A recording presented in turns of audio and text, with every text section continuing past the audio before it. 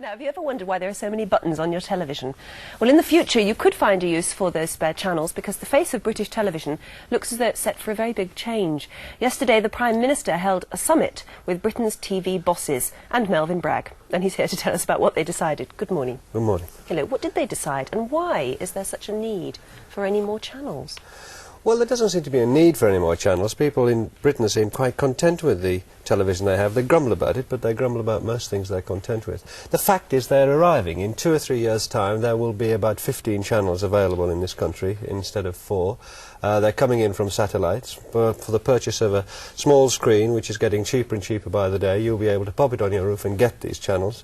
And the thing is what to do about them, because these channels at the moment can carry pornography, which most people in this country, the like of which they've never seen and never want to see, and nor do I. Vicious violence, the like of which most people in this country have never seen and don't want to see, and nor do I. Messages from fascist races, goodness knows what. There's no regulation at all, and so the government, under Mrs Thatcher, is quite rightly worried about what to do about it, what to do about this coming in. That was one thing they were worried about. The other thing is what to do about the present terrestrial broadcasters that we have, BBC One, BBC Two, Channel 4 and ITV, whether the monies that they have, that have been organised for them are distributed in the right way. One of the things that's important about British television is that it puts a lot of money into programmes. It does expensive programmes, news operations. Spinning Image is very expensive. Running the EastEnders is very expensive. Doing big light entertainment shows is very expensive. Monty Python is very expensive. Big sports coverage is very expensive. Now, British television, unlike most people all over the world, put a lot of money into a huge variety of programmes right across the board. It's the most varied television in the world, whether you like it or not, and most people actually do. It's the most varied in the world, and it's all expensive. What is worrying people, including the government quite rightly, is how you use this money when it's going to be spread among so many channels and keep the good variety going Keep the quality up without putting on rubbish. Because if you have a lot of channels and if you want to fill up the other 11 channels, if we're getting 15 channels, what do you put on? If you haven't got much money, you're bound to put on cheap programming. And what is cheap programming? Well, it's the sort of American serials you've never seen and you never want to see, the sort of American game shows you've never seen. It's 7th run of movies. It's that sort of thing. So there are real problems there. And the difference at the moment in television is that all these have come together very, very quickly.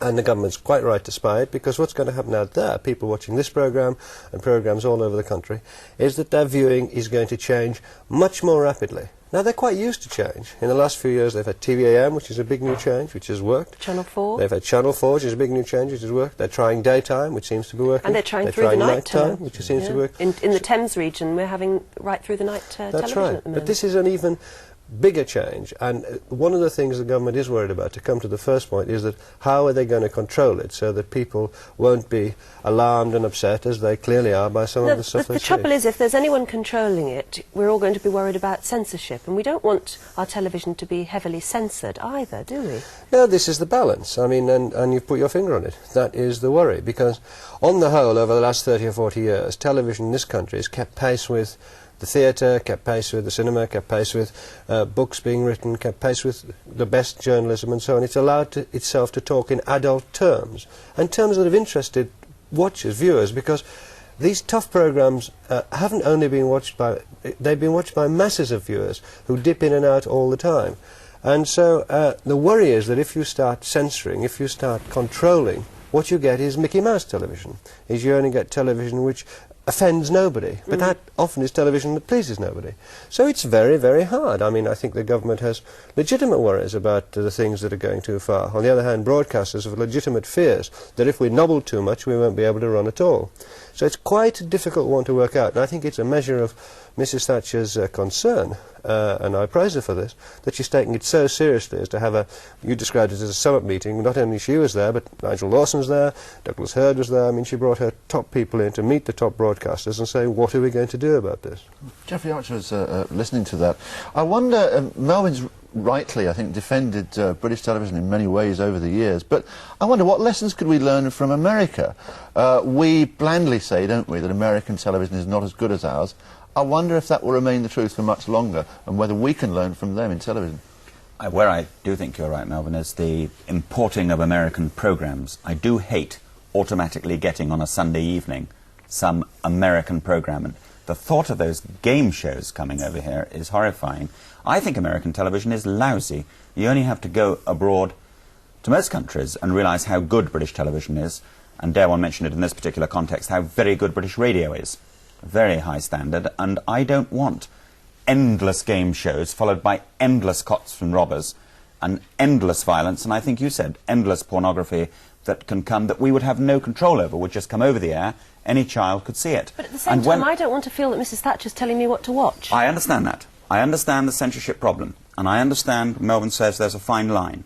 But for me, there isn't a fine line if it's my children watching pornography and people being blown away, as they call it. That's not for me a fine line. That's a decision for Michael Grade and for ITV to jolly well do the right thing. Melvyn, but it does, sorry, it's just, the way you're talking there, it does in the end boil down to somebody's opinion. I mean, I happen to agree with you that I don't want my children watching violence and sex on television.